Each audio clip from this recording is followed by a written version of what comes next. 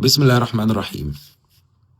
وانا بتدبر سورة آل عمران الآية 129. وعلى فكرة عايز اقول لكم حاجة مهمة قوي، وانت بتتدبر يبقى معاك قلم، اوكي، وحاجة تكتب فيها.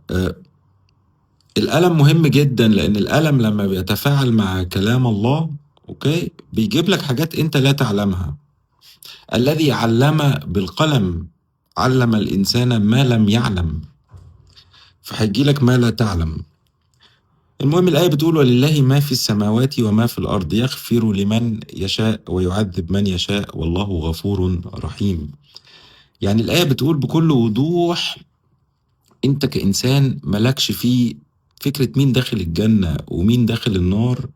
دي مش بتاعتنا، دي فوق مستوى قدراتنا ومش من اختصاصنا أصلا. وربنا يبدأ الآية بتوضيح له قدرته وعظمته في السيطرة على كل شيء، وإن كل حاجة ملكه بدون شريك في السماء ولا في الأرض. يعني السماء باللي فيها والأرض باللي فيها دول ملك الله، وإحنا ضيوف عنده في مملكته، والأمر له وحده فقط.